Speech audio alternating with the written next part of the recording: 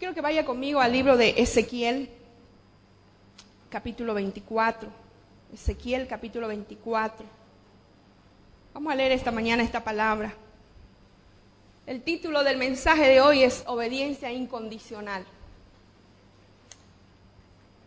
Recientemente leí el libro de Ezequiel y cuando leí este libro, hermanos, encontré tantas cosas que me impactaron.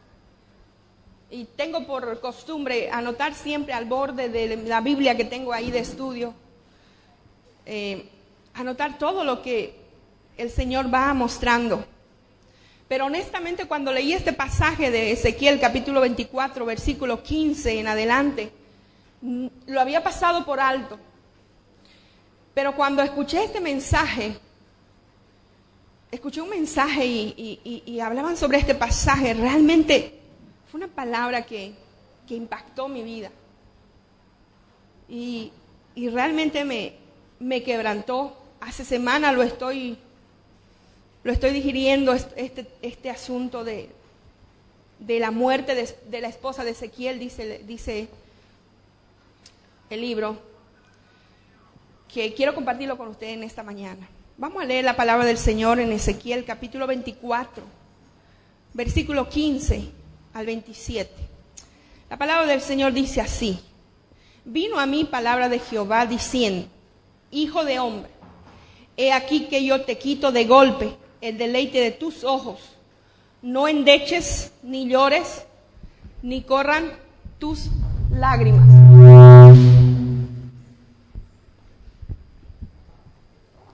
Reprime el suspirar, no hagas luto de mortuorios. Ata tu turbante sobre ti y pon tus zapatos en tus pies, y no te cubras con rebozo ni comas pan de enlutados. Versículo 18. Hablé al pueblo por la mañana, y a la tarde murió mi mujer, y a la mañana hice como me fue mandado. Y me dijo el pueblo: ¿no nos enseñarás qué significan para nosotros estas cosas que haces?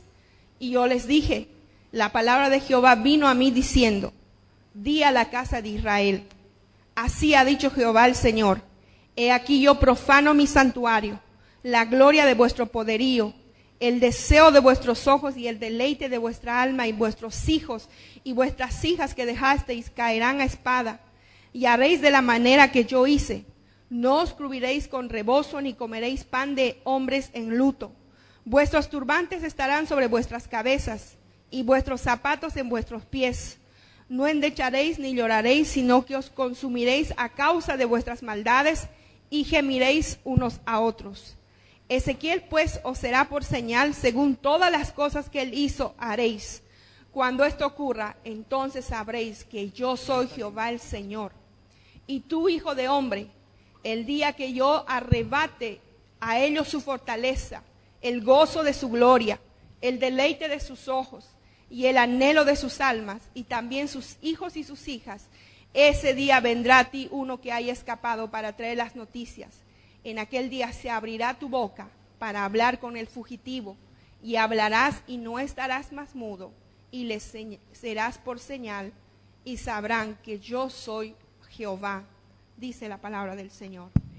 Padre, en el nombre de Jesús, glorifícate en esta palabra, en esta mañana, que cumpla el propósito, Señor, por lo que tú has permitido, Señor, que esta experiencia tan dolorosa fuese registrada, Padre, en el libro del profeta Ezequiel, en el nombre precioso de Cristo Jesús. Antes de entrar en lo que es la enseñanza mismo de tenemos que entender un poco los antecedentes.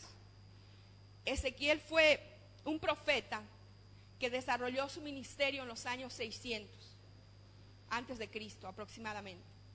Fue contemporáneo de Jeremías, fue contemporáneo de Daniel.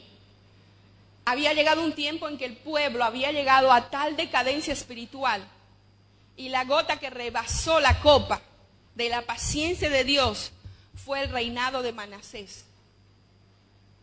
Cuando Manasés reinó, se desbordó la idolatría,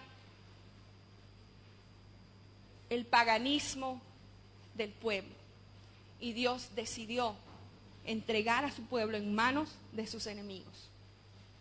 Y allí empezaron las invasiones. En el año 722, esto es simplemente como antecedente, en el año 722, Israel fue tomada por los asirios. Fueron llevados cautivos y fueron esparcidos por diferentes naciones.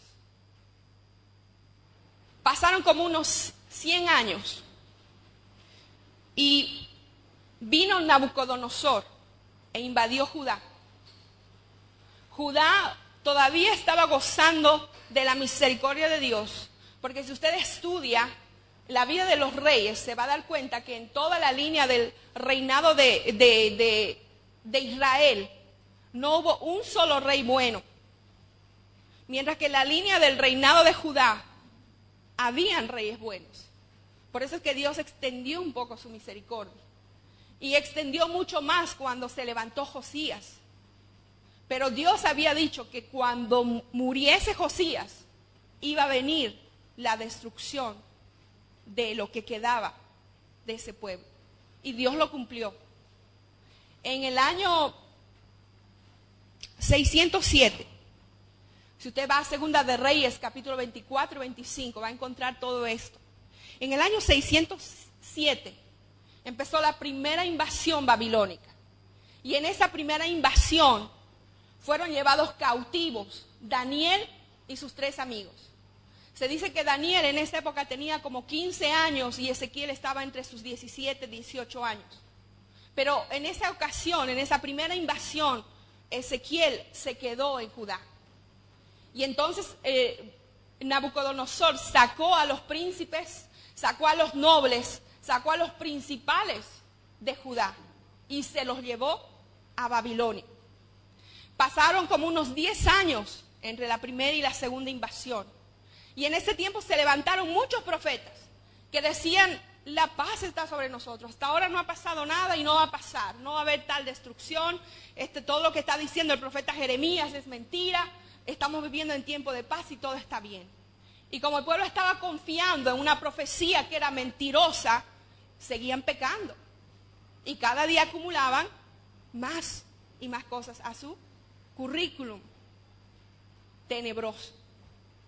Pero en el año 597, nuevamente, Nabucodonosor volvió a invadir Jerusalén.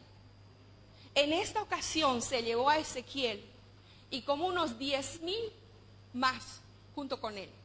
Y fue en esta ocasión que se llevó aún a los artesanos y herreros que quedaban en Judá. Los que estamos estudiando Primera de Samuel los días jueves, hemos estado viendo que habían tiempos en que el pueblo había llegado a un punto en que no tenía cómo enfrentar al enemigo, no tenía armas, no tenía herreros, no tenía metal, porque sus hombres preparados en estas áreas habían sido tomados presos y llevados cautivos a Babilonia. A ese punto había llegado el pueblo, en que si querían afilar su espada, los que tenían que ir a prestarse los herreros o las herramientas de sus mismos enemigos. Y eso era lo que pasaba con el pueblo. Nabucodonosor entró por segunda vez y sitió Jerusalén y se llevó otra tandada de gente. Quedaron los pobres del pueblo, quedaron mujeres, quedaron niños. Y en esta segunda invasión, Nabucodonosor destruyó todo lo que había en el templo, todo lo que había en las casas de los príncipes, de los nobles. Se llevaron todos los utensilios que podían. Y usted que ha leído y que sabe cómo fue construido el templo para Dios por medio de Salomón, usted se puede imaginar la grandeza, porque dice la palabra que en el tiempo de Salomón la plata no tenía valor, todo era con oro. La magnificencia se veía por todos lados en ese lugar. Y cuando llegó Nabucodonosor y todo su ejército, se llevaron todo. Y en esta oportunidad, Nabucodonosor dejó un rey. Como ya tenía la ciudad para él decidió quién iba a ser el rey. Y lo dejó a Sedequías. Sedequías se quedó por un tiempo, pero después se rebeló Sedequías. Y entonces se encendió la ira de Nabucodonosor. Y esta última vez, que fue el año 588 antes de Cristo, la tercera invasión y la más devastadora, con todo su ejército, vino Nabucodonosor y sitió toda Jerusalén. ¿Y sabe por cuánto tiempo? Por 2 años fue sitiada Jerusalén. Durante esos 2 años, hermano, el pueblo padeció hambre porque no había qué comer. Y Nabucodonosor, en su rabia y en su ira, destruyó con fuego lo que quedaba del templo, de las murallas de la ciudad, quemó las casas de los príncipes, quemó las casas de los nobles, y no quedó piedra sobre piedra en Jerusalén. Y en ese lugar, en Jerusalén, con lo que quedaban del pueblo, que habían sido los despreciados, se quedó Jeremías. Ezequiel se fue en la segunda invasión, cautivo a Babilonia. Y Daniel, que había salido en la primera invasión, había ido a caer en el palacio del rey. Dios, en su gracia, aun cuando estaba enojado con el pueblo, Dios había designado en cada lugar donde estaba un remanente de su pueblo, un profeta, que iba a traer palabra de exhortación, palabra de edificación, palabra de bendición al pueblo, porque Dios es así, de bueno con nosotros. Estos son los antecedentes del libro de Ezequiel. Cuando usted lee el libro de Ezequiel es un libro extraordinario, con muchas visiones, sobre todo visiones sobre cómo había caído en decadencia el pueblo de Dios en la adoración y la alabanza, y que dentro del templo mismo de Dios se hacían abominaciones, y que Dios le había mandado a ver en visiones claras a Ezequiel. Ezequiel era del linaje de sacerdotes. Me imagino que cuando Ezequiel tendría unos 17 años, él ya soñaba que a sus 30 años iba a ser ordenado sacerdote y que iba a cumplir sus funciones sacerdotales. Me imagino que el hombre ya tenía todo planeado en su vida. Iba a ser sacerdote, iba a hacer esto y aquello. Pero de pronto es cortado todo ese sueño porque fue llevado cautivo en el tiempo que menos lo esperaba. Y este Ezequiel, hermanos, empieza a hablar al pueblo. Este mensaje de esta mañana, a través de este episodio, que muchas veces pasamos por alto, nosotros hablamos del sacrificio que hizo Abraham, o el sacrificio que estuvo a punto de hacer con su hijo. Pero nadie habla del sacrificio que pasó Ezequiel, de lo que tuvo que reprimir en su corazón, en su mente, por amar a Dios. Y eso es lo que quiero compartir esta mañana. El versículo 17 dice, el 16, hijo de hombre, he aquí que yo te quito de golpe el deleite de tus ojos. ¿Usted entendió lo que dice ahí? ¿Quién le estaba quitando a su esposa? Dios, el buen Dios. A veces nosotros decimos, Dios no puede hacer estas cosas, porque Dios es bueno. Pero tenemos que entender que Dios es soberano.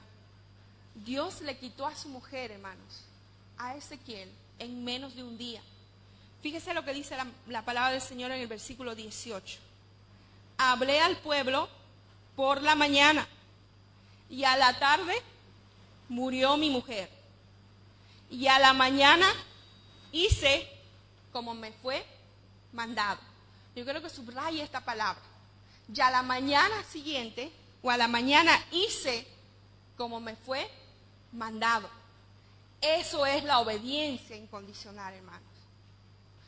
Dios le había dicho anticipadamente varias cosas que él no tenía que hacer. Le dijo, no endeches, o sea, no sufras por esta situación, no llores, reprime el suspirar.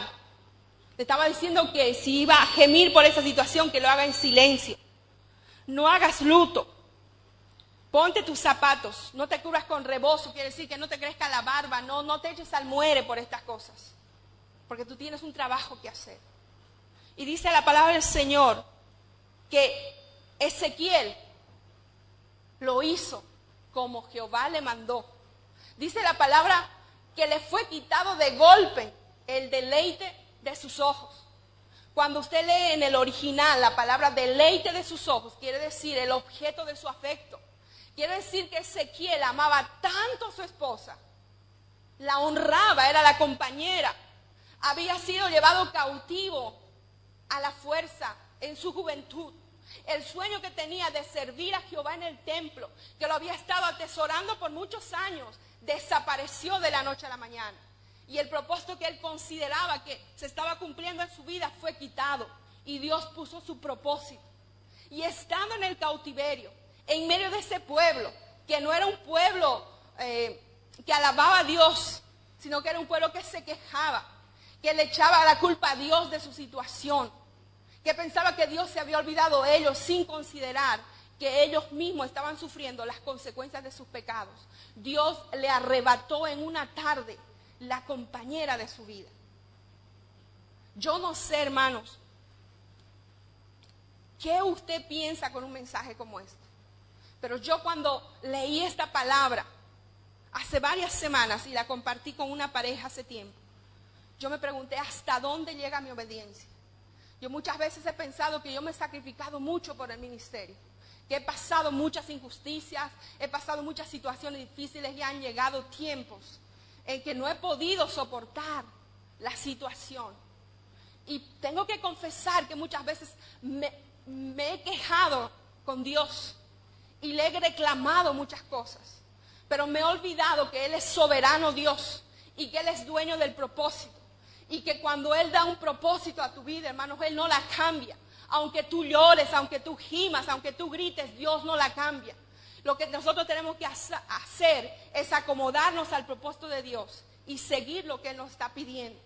Yo creo que no hay mejor ilustración para vivir una vida de obediencia incondicional que la que vivió Ezequiel. Cuando hacemos una comparación en lo que Dios le pidió a Abraham hacer con su hijo y lo que Dios le pidió a Ezequiel hacer después de la muerte de su mujer, hermanos, aunque los dos casos son terribles, no hay comparación. Cuando uno ama verdaderamente a su pareja, ese amor no se reemplaza por nada, ¿verdad? Es como cuando una mujer está a punto de dar a luz y la vida del niño y de la mujer están en peligro. Y generalmente los médicos van y le consultan al padre. Esta es la situación, ¿qué quiere usted hacer? ¿Salvamos la vida del niño o de su esposa? ¿Cuál es la respuesta de los esposos generalmente? Aunque su corazón está hecho pedazos porque por meses ha esperado a ese niño, pero porque su amor es más fuerte por su esposa, él prefiere que su esposa viva, ¿verdad? Pero fíjense que este hombre que amaba a su mujer con todo su corazón, que dice la palabra, era el deleite de sus ojos, era su compañera. No es como muchos hombres en este tiempo que anhelan que sus mujeres se mueran. Mátala, Señor. Y dice, si no te la llevas, yo te la mando, ¿verdad? Pero este hombre dice la palabra, el deleite de sus ojos, era su compañera que estaba con él en medio de toda esa devastación que estaba sufriendo.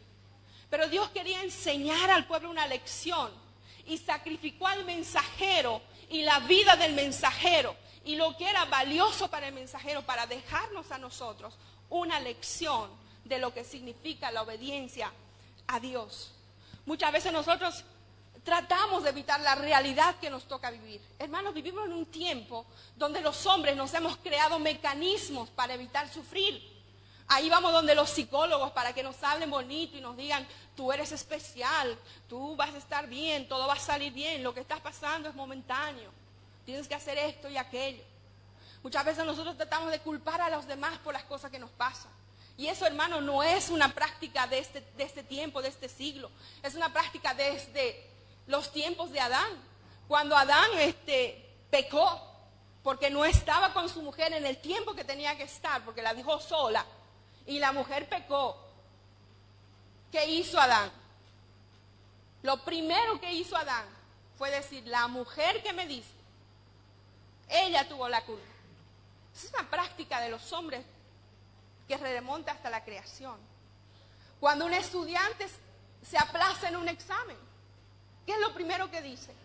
No dice, yo me aplacé porque me puse a ver televisión, porque no estudié, porque soy un flojo, porque no quiero estudiar, sino dice, el profesor me aplazó, no le caigo bien, algo tiene contra mí.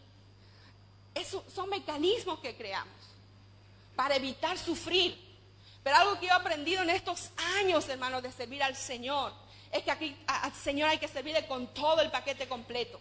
Recibimos de Dios las bendiciones, recibimos de Dios las promesas, pero también hay que recibir de Dios los tiempos malos, las situaciones que Dios nos pide afrontar, que en nuestro razonamiento humano son difíciles de hacer. Porque nosotros tenemos una capacidad de razonar los mandatos de Dios, de nosotros pensar si podemos o no podemos hacer lo que Dios nos está pidiendo que hagamos.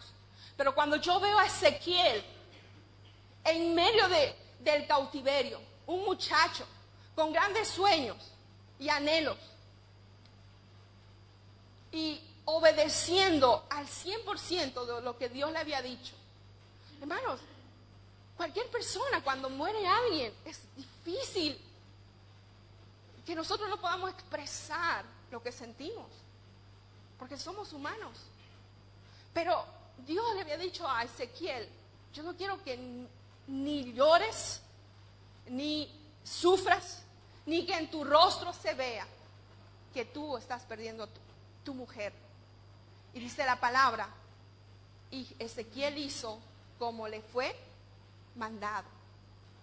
Hermano amado, la fe genuina no niega la realidad. Nosotros tenemos que vivir con una fe auténtica. Nosotros tenemos que saber que tenemos que enfrentar a un mundo que tiene dificultades, que tiene problemas, que tiene situaciones injustas, que a veces pasan cosas que no entendemos humanamente, que hay cosas que pasan y pasan, que usted se la puede pasar orando semanas, meses, años, pero no hay cambio. Pero Dios es soberano y Dios está cumpliendo su propósito. La fe genuina no niega la realidad. La fe genuina nos hace decir como Josué, cuando fue a explorar la tierra, sí, hay gigantes, han levantado murallas, son numerosos y nosotros somos como langostas delante de ellos.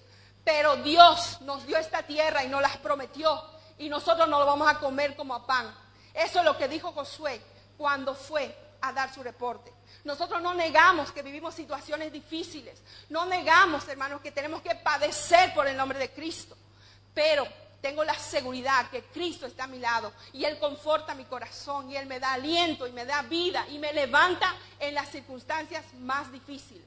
Yo no sé qué le produce eso a usted, pero a mí me produce, hermanos, servirle al Señor cada día más y mejor, porque Él es digno de toda alabanza y adoración. Nosotros vivimos en un tiempo donde aún aparecen sectas que dicen pare de sufrir, dele a Dios tanto y se le va a ir este lío, tu cuenta va a quedar saldada, todo va a quedar bien. Y muchas veces nosotros, hermanos, en ese afán de no querer pasar por la cruz, queremos cambiar el propósito de Dios. O no queremos escuchar lo que es el propósito de Dios para nuestra vida. Dios no cambia sus planes, hermanos. Hace muchos meses, un par de años, cuando mi esposo y yo pasamos por un tiempo muy difícil, muy difícil, Dios lo sabe. Nosotros le pedimos a Dios, Señor, danos un propósito. ¿Qué vamos a hacer ahora? Y estábamos ahí pensando en lo que íbamos a hacer. Y un día, más o menos a la 1 de la tarde, vimos un mensaje de un siervo. Y era como que el Señor le estaba hablando a mi esposo, así, directo a él. Y le decía, así hermano, literalmente, yo ya te di un propósito y no lo voy a cambiar. Lo que tienes que hacer es trabajar en el propósito que yo te di. Cuando nosotros nos miramos, hermano, ese día, dijimos, wow. Nosotros hemos estado esperando que Dios cambie su propósito. Y Dios estaba esperando que nosotros siguiéramos en el propósito que Él nos había dado anteriormente. Y hemos entendido, hermanos, que cuando Dios da un propósito, Dios no lo cambia. No lo cambia por nada. Nada ni nadie puede cambiar el propósito de Dios. Los planes de Dios se cumplen en el tiempo que Él espera y en el tiempo que Él desea. Porque Dios no tiene problemas con el tiempo. Dios es eterno. Nosotros tenemos problemas con el tiempo. Tenemos una limitación, como dice Moisés, de 70, 80 años. Y a lo sumo, los más saludables, los que se cuidan más, durarán 90, 100 años. Pero ese es el término de nuestra vida. Pero Dios es soberano. Y cuando Dios ejecuta un plan, hermano, no nos pide permiso. Porque Él es Dios, sobre todas las cosas, Él puede hacer lo que quiere. Lo hizo con la vida de Lázaro. A Lázaro Dios no le dijo, Lázaro, voy a hacer algo contigo. ¿Y qué tal si Dios le hubiera dicho a Lázaro en Betania, Lázaro, vas a morir muy pronto, pero vas a estar muerto solo 4 días y después vas a resucitar? ¿Usted cree que Lázaro hubiera saltado de alegría diciendo, yupi, voy a resucitar aunque esté muerto 4 días? Yo creo que Lázaro se hubiera preguntado, pero Señor, ¿cómo puede ser que yo me muera aunque sea 4 días? No, yo no quiero. Pero Dios no le consultó nada. Lázaro murió, estuvo muerto 4 días y resucitó para la gloria de Dios. Lo mismo pasó con Abraham. Cuando Abraham salió de su tierra, Dios no le dijo a dónde iba a ir. ¿Qué fue lo que Dios le dijo? Sal de tu tierra y de tu parentela y te llevaré a la tierra que yo te mostraré. Dios no le dio mapa, Dios no le dio nada. Lo único que Dios quiso era que Abraham tuviese fe y le obedeciera. Y en el camino, cuando ya había salido de su tierra, con su familia, con todas sus pertenencias, en el camino, poco a poco, Dios le fue mostrando para qué Dios lo había sacado de su tierra. Y es lo mismo que pasa en nuestras vidas. Nosotros muchas veces, hermanos, queremos que Dios nos ponga todo el cuadro completo. Que Dios me muestre todo lo que va a pasar en mi vida. Y generalmente nosotros queremos evitar todo lo malo que va a pasar en nuestra vida. Queremos pasar por alto las dificultades, las necesidades, la escasez, los problemas, las diferencias, las disensiones. Queremos todo el tiempo estar bien. Pero Dios quiere que también nos gocemos en medio de las dificultades, en medio de las circunstancias difíciles. Dios quiere que estemos alabándole, Dios quiere que le estemos obedeciendo, Dios quiere que le estemos sirviendo con alegría y con gozo en nuestro corazón. Eso es lo que Dios quiere hacer con nuestra vida en nuestro tiempo. Amén. Nosotros vivimos en el siglo XXI. Hermanos, siglo XXI. Todo cómodo. Microondas. ¿Qué más hay? Cortadoras eléctricas. Usted va a una casa y encuentra como 5 controles para el aire acondicionado, para el DVD, para la radio, para el televisor. Y todo ahora ya lo controlamos desde la cama. Y los más aguerridos, hasta control para su garaje tienen. Entonces en el auto usted aprieta un botoncito, sube la puerta y usted entra y ya está todo. Vivimos un tiempo donde como que la tecnología y los inventos lo que quieren hacernos es evitarnos la fatiga de hacer muchas cosas. Y en el afán de facilitarnos las cosas, nos han creado una serie de situaciones en nuestra vida que nos hacen flojos, que nos hacen ser muy pasivos, que nos hacen querer vivir bien sin pagar el precio, sin hacer mucho esfuerzo y sacrificio. El ser humano ha llegado a un punto en que mientras menos trabaje y más gane, está bien. Hemos llegado a un tiempo en que para que un empleado rinda las 8 horas de trabajo, tiene que crear mecanismos de incentivo, tiene que crear memorándums de llamada de atención para que cumpla su trabajo. Porque mientras el ser humano piensa que mientras menos esfuerzo haga y si gana bien, ya no tiene que hacer más nada, ¿verdad? Hemos llegado a ese punto en que en muchas empresas hay hombres contratados específicamente para ver que usted está cumpliendo su trabajo. y están ahí verificando que usted está cumpliendo sus 8 horas, que está en su computadora, que si tiene internet usted no está escribiéndole al amigo o chateando con el amigo, sino que está dándole un uso adecuado a los instrumentos de trabajo que le están poniendo a su disposición. Hemos llegado a ese punto. Y eso es tan fuerte, hermanos, en la sociedad mundial, que ese mismo espíritu se ha entrado a la iglesia. Y ahora hay un fuerte espíritu donde mientras menos responsabilidades tengamos, mientras menos esfuerzo hagamos, estamos bien. Pero yo veo en la Biblia, hermanos, hombres que dieron su vida, hombres que lo sacrificaron todo por la causa de la obra. Yo veo a un Daniel tomado a los 15 años, llevado cautivo, cuando en sus 15 años un muchacho está soñando con grandeza.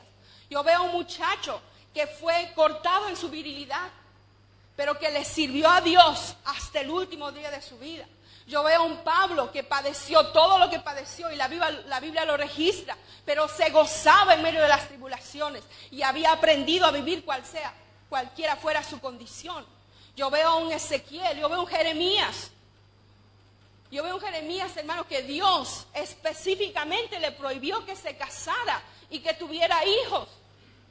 Literalmente Dios le dijo, tú no te vas a casar ni vas a tener hijos en esta nación. Todos cuando somos muchachos soñamos con casarnos, con encontrar la pareja ideal, que el matrimonio sea perfecto, tener hijos, tener casa, tener auto, todo lo necesario. Pero a los que sirvieron a Dios en obediencia incondicional, tuvieron que pagar el precio.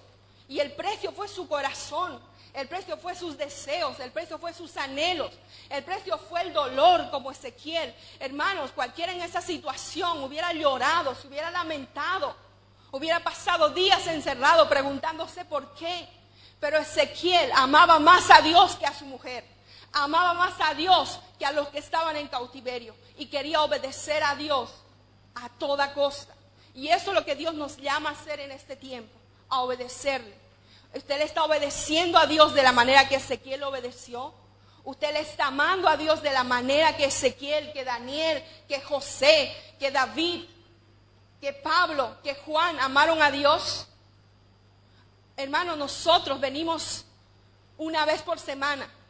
Nos sentamos en este lugar unas horas. A lo sumo vendrá 2 o 3 veces. Y recibimos una palabra que no nos cuesta nada. Esta palabra, hermanos, todo lo que está registrado en esta palabra, todas las ilustraciones, todas las vivencias que pasaron los hombres de Dios, tuvieron que pagar el precio, hermanos. Tuvieron que dar sus vidas. Y eso me muestra a mí que la verdad de Dios tiene un precio. Que la verdad de Dios, hermanos, no se recibe haciendo nada. Hay que trabajar para recibir la verdad de Dios y que la obediencia sea absoluta en nosotros. Cuando ve usted a un Ezequiel escuchando la voz de Dios y escuchando la advertencia de Dios, y que sin embargo la palabra dice que al día siguiente hizo exactamente como el Señor le había mandado hacer, eso inspira mi corazón. Ezequiel no se quejó de la orden de Dios. Ezequiel no la cuestionó, no la razonó. Hermanos, nosotros tenemos un problema en este tiempo en las iglesias. Cuando estamos pasando por una situación difícil, cuando estamos pasando por una enfermedad, por una prueba financiera, cuando estamos pasando por problemas en el matrimonio, injusticias, qué sé yo, tantas cosas. Nuestra primera reacción natural es decir, ¿por qué a mí? Si yo le sirvo a Dios, si yo le amo a Dios, si yo soy fiel con Dios y voy a la iglesia y doy mi diezmo, yo hago esto, yo hago aquello. Es la primera manifestación de nuestro corazón. ¿Por qué a mí? Pero cuando yo veo a Ezequiel, hermano, yo me pongo por un momento en los zapatos de Ezequiel. Y yo pienso que si conmigo pasara lo mismo, que de repente mi esposo me fuese quitado. Y he estado pensando este día en estas cosas, diciendo, Señor, ¿hasta dónde llega mi obediencia a ti? Llegará un tiempo que cuando tú me quites lo más precioso, lo que es importante en mi vida, lo que es vital para mí, yo te voy a amar igual como te estoy amando ahora. Hermano, tenemos que hacer nuestras preguntas. ¿Qué va a pasar con ese amor que usted le proclama a Dios? A veces por medio de los cánticos. Hoy día estaba escuchando toda esta mañana estos cánticos y decíamos, te amo más que a mi ser, te amo más que a mi vida. ¿Estaríamos dispuestos a dar nuestra vida por obedecerle a Dios incondicionalmente? ¿Estaríamos dispuestos a que sea sacrificado lo más preciado de nuestra vida por la causa de Cristo? Hemos llegado a un punto en que no importa lo que nos toque pasar. Puedo decir, así como Job lo dijo un día, yo sé que mi Redentor vive y aunque esta carne deshecha, mis ojos lo van a ver. Usted puede llegar a ese punto de decir con toda seguridad, yo sé que mi Redentor vive y aunque yo estoy pasando por esta tribulación tan grande que mi cuerpo, mi mente y mi corazón no lo pueden resistir, pero mis ojos van a ver la gloria de Dios. Y eso es lo que Dios quiere, que lleguemos a ese punto de decir, no importa la situación, no importa el dolor que tenga yo que pasar, yo tengo que obedecerle a Dios incondicional y absolutamente. Cuando nosotros leemos la vida de Saúl, hermanos, Dios no quería nada de lo que le ofrecía a Saúl. Lo único que quería era su obediencia. Yo quiero obediencia. Eso es lo que le agrada a Dios, la obediencia. Y sabe usted que cuando nosotros le obedecemos a Dios, facilitamos el plan de Dios en nuestra vida y en la iglesia. Porque Dios cumple su propósito a medida que nosotros le dejamos trabajar a Él. Muchas veces nosotros, y todos nosotros los que estamos en este lugar, hermano, hemos recibido ya un propósito de Dios. Si usted le ha recibido como Señor y Salvador de su vida, usted ya tiene un propósito. Ahora le toca andar en el propósito de Dios, alinearse al propósito de Dios y obedecerle a Dios en el plan y el propósito que Él tiene. Pero a veces nosotros queremos cambiar el plan de Dios a través de nuestros mecanismos humanos. Y queremos evitar el dolor a toda costa. Pero Dios quiere que nosotros le obedezcamos. Nosotros no tenemos, hermanos, que replicar nada a Dios cuando Dios nos da una orden. Las órdenes de Dios no se razonan. Hermanos, el cristianismo no es para racionalizarlo. El cristianismo es para obedecerlo. Amén. ¿Me está entendiendo lo que digo? En este tiempo, hermano, el cristianismo se está racionalizando. Tenemos que razonar la palabra de Dios. Tenemos que pensar si esto me conviene o no me conviene. Si esto lo voy a hacer o no lo voy a hacer. Pero la palabra no se la razona. La palabra se la obedece. Y hay que pagar el precio. Hermanos, Cristo cuando estaba en la cruz pagó el precio. Cuando Cristo estaba en Getsemaní, en esa prensa, porque Getsemaní quiere decir prensa de aceite. Y cuando estaba su corazón siendo presionado, y había una angustia tal en su corazón, dice la palabra, que gruesas gotas de sangre era lo que caían por su rostro. Pero en ese instante donde había un conflicto en su corazón, de que lo que tenía que hacer, lo tenía que hacer porque el Padre le había mandado aquí a la tierra con una misión. Pero en su naturaleza humana estaba sufriendo. Pero a mí me inspira, hermano, las palabras del Señor Jesús. Cuando Él dijo, Señor, tú sabes lo que yo estoy pasando en mi corazón. Tú sabes lo dolorosa que es esta situación. Que ya la estoy sintiendo. Pero no quiero que se haga como yo quiero, sino como tú quieres. Hermanos, hay situaciones en nuestras vidas que nos llevan al extremo del dolor. Pero a mí me alienta y me anima la palabra de Dios que dice que Él nunca nos da una prueba que humanamente nosotros no podamos resistir. Y que juntamente con la prueba viene la salida. Y que yo, aunque estoy con mi corazón destrozado, abatido, yo puedo decirle a mi Dios, Señor, esto me está doliendo, hasta lo sumo, pero no quiero hacer mi voluntad sino la tuya. Y yo quiero agradarte. Tiene que llegar a un punto, hermano, en que usted tiene que renunciar a sus emociones, a sus sentimientos, a sus pensamientos, a sus deseos, a sus sueños, por agradar a Dios. Y eso es lo que hizo Ezequiel. Ezequiel reprimió su dolor, Ezequiel reprimió su pena, reprimió la expresión que tenía que mostrar por causa de haber perdido a la mujer que amaba. Yo no sé cuántos años estaría casado Ezequiel, pero yo sé que no importa los años que estemos casados, si perdemos a la pareja nuestra, vamos a estar devastados. Pero Ezequiel lo hizo, y hizo lo que Dios le había mandado hacer, sin cuestionar, sin replicar, sin reprochar, sin quejarse, porque a Dios se le obedece. A Dios se le obedece. Él es soberano sobre tu vida. Cuando usted ha recibido a Cristo, lo ha recibido como Señor y Salvador. Y como lo ha recibido como Señor, Él es el dueño de tu vida. Y Él puede hacer contigo lo que quiera. Es verdad. Es como el barro en las manos del alfarero. El barro no habla, hermano. El barro no dice, hazme así, yo quiero una oreja más larga, yo quiero que el cuello sea más largo, más corto, más ancho. El alfarero hace con el barro como él quiere y le va dando forma según el deseo de su corazón. Y eso es lo que Dios hace con nosotros. Nosotros somos barro en las manos del Señor. Y Dios nos va dando formas diferentes a cada uno. En el tiempo de Dios, en la forma de Dios y de acuerdo al precepto de Dios.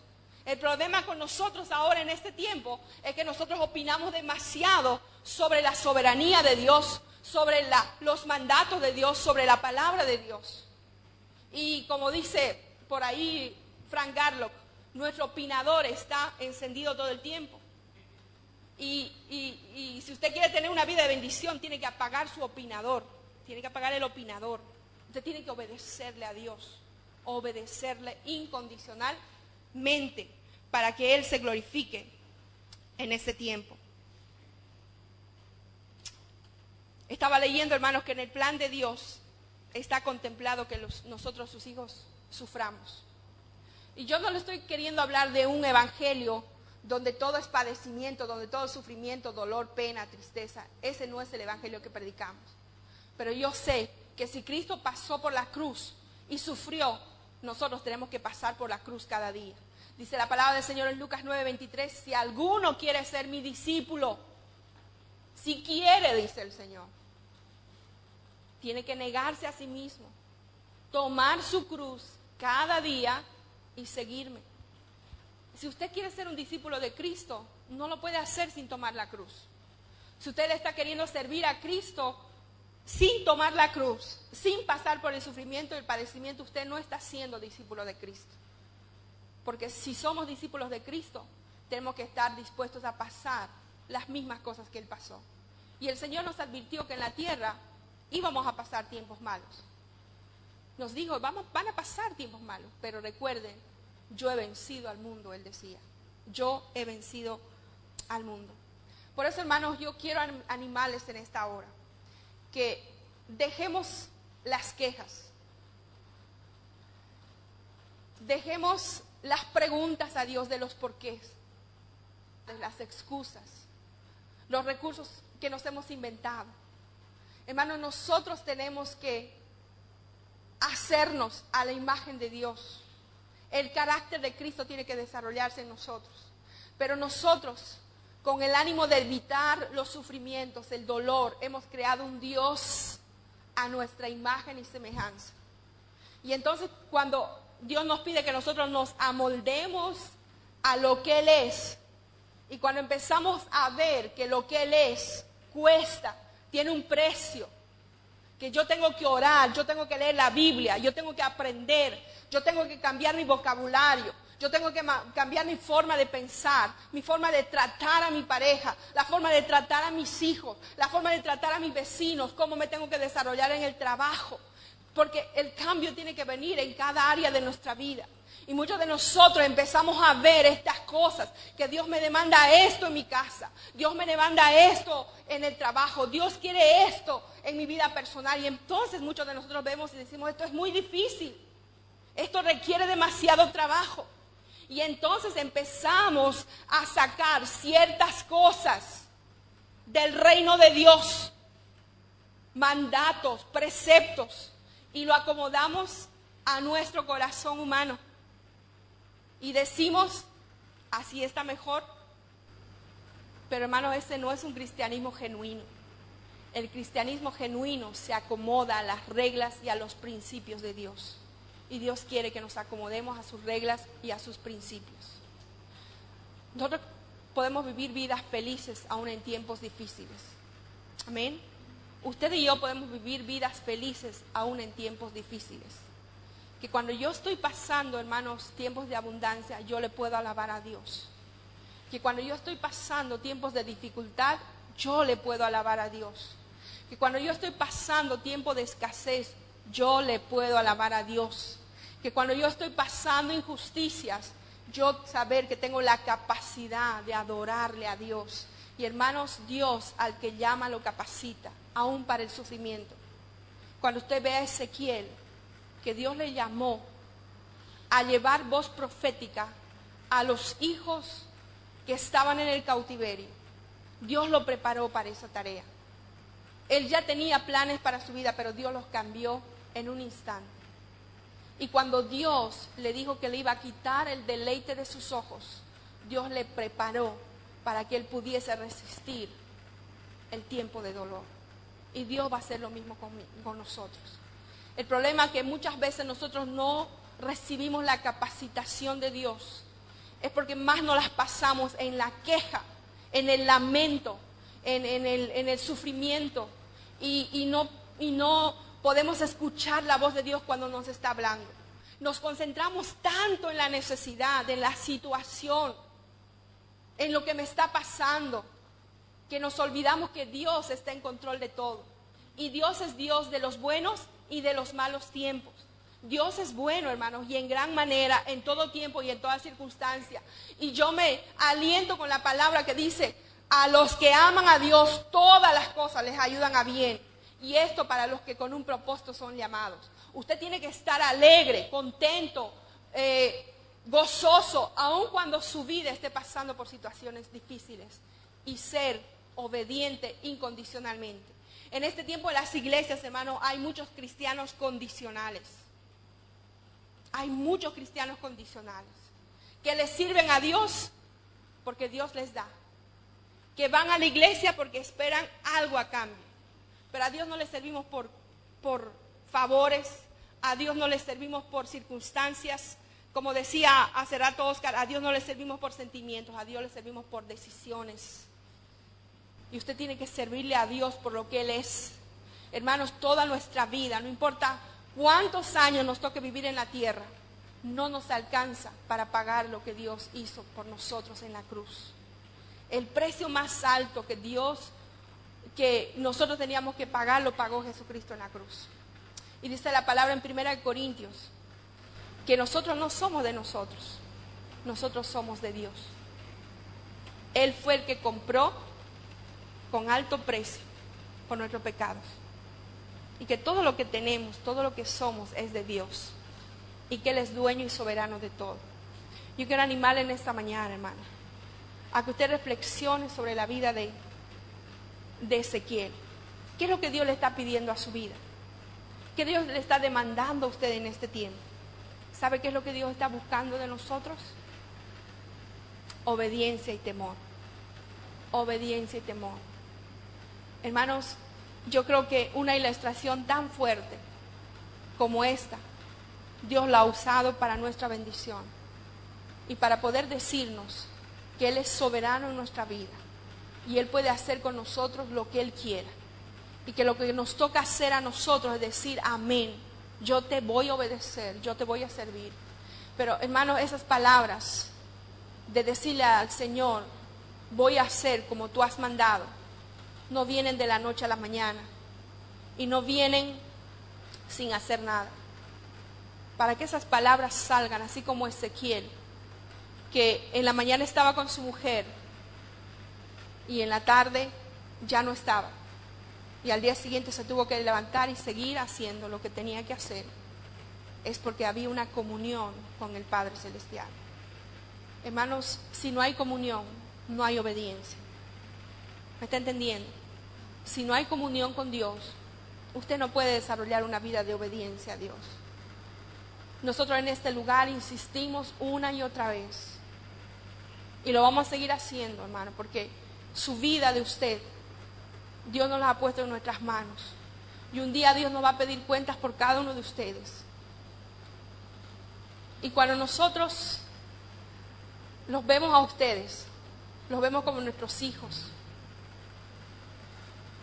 Y muchas veces con el pastor nosotros en las noches, sobre todo todas las noches, hablamos mucho, hasta la 1, 2, 3 de la mañana, y hablamos de cada uno, y orando y pidiéndole a Dios sabiduría para poder ministrarle conforme al propósito de Dios.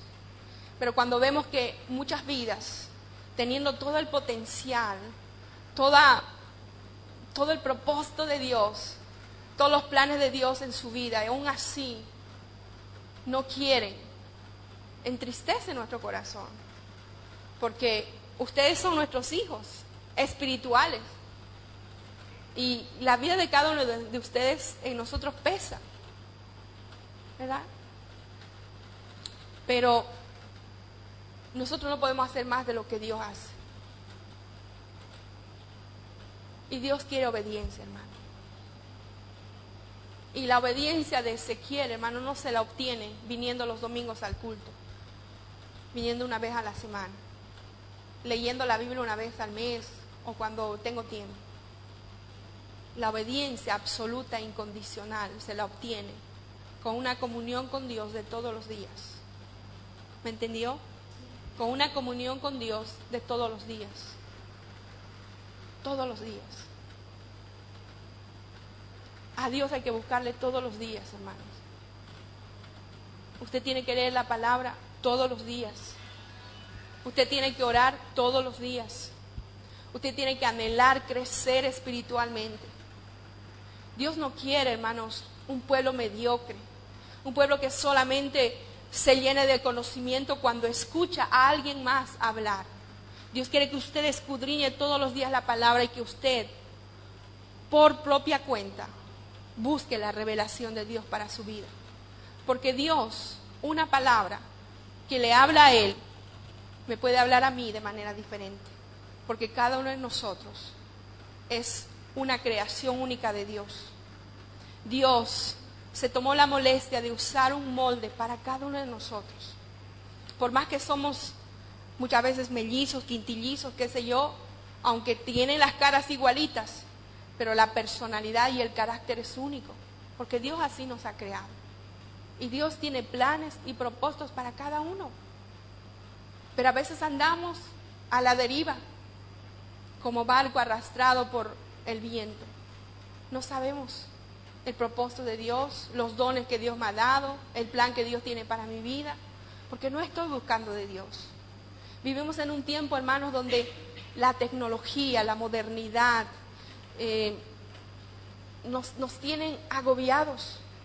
Yo no sé si usted se ha dado cuenta, pero todo el mundo anda corriendo de aquí para allá, de allá para acá. Todo el mundo anda afanado. Y muchas veces nosotros entramos en la misma corriente. Y cuando usted acuerda, está corriendo en la misma dirección que los demás. Afanado, turbado, preocupado, ansioso por las cuentas, por los pagos, el colegio, la universidad. Tantas cosas. Y Dios no quiere tenernos así, hermano. Yo veo en este tiempo una iglesia más preocupada por las cosas materiales, por las posesiones, por el éxito, que por buscar a Dios. Pero hermanos, un día las posesiones, el éxito, los títulos se van a acabar. Si no se van a acabar cuando nos muramos, ya nos van a servir cuando Cristo venga. ¿Qué nosotros estamos sembrando para la eternidad? Dice la palabra del Señor: no os hagáis tesoros en la tierra. Porque si se hacen tesoros en la tierra, dice la palabra, el orín y la polilla corrompen. Usted guarda unos dólares bajo su colchón y si su colchón no es a prueba de humedad, esos dólares huelen a moho. ¿Ah? Dios está llamando a atesorar en el cielo. Pero para atesorar en el cielo, hermanos, se requiere de nosotros tiempo y dedicación. No se puede vivir una vida cristiana auténtica, hermanos, sin pasar tiempo con Dios. Usted puede venir el domingo, alabar a Dios, levantar sus manos, no levantar sus manos, estar aquí firme. Pero si en la semana usted no está buscando a Dios, estamos viviendo un cristianismo falso.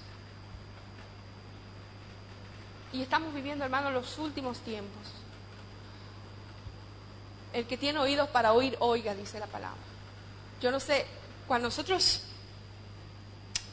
y quiero terminar con esto, cuando nosotros recibimos a Cristo como Señor y Salvador, nuestra vida es transportada al mundo espiritual. Hemos aprendido nosotros que cuando Cristo toma control de nuestro corazón, nuestro espíritu es vivificado. Y nosotros podemos ver las cosas de manera diferente de lo que lo veíamos antes. Y entonces nos toca vivir en el mundo espiritual. Y toda nuestra vida tiene que empezar a desarrollarse en el mundo espiritual. Por eso es que nosotros insistimos una y otra vez, andar en el espíritu, andar en el espíritu. Porque no se puede vivir una vida cristiana en la carne. Tiene que ser en el espíritu, en la naturaleza de nuestra nueva creación. Usted y yo somos criaturas espirituales. Vivimos temporalmente en este cuerpo de carne y hueso, pero es temporal, porque lo que estamos nosotros trabajando es para la eternidad. Este cuerpo, cuando nosotros nos muramos, hermano, va a ir a la tierra, va a volver a la tierra. De la tierra hemos sido tomados y a la tierra vamos a volver. Pero lo que va a ser vivificado es nuestra alma, porque el espíritu va a volver a Dios. Y Dios quiere trabajar en nuestro corazón. Pero vivimos en un tiempo, hermanos, en que no queremos hacer muchas cosas. Mientras menos fatiga tenga para hacer las cosas, es mejor. Pero Dios no quiere eso. Cuando yo veo a Ezequiel, que Dios lo amaba tanto, pero tuvo que usar su vida para dar una ilustración al pueblo. A Dios se le obedece, hermano. A Dios se le obedece, sin cuestionar.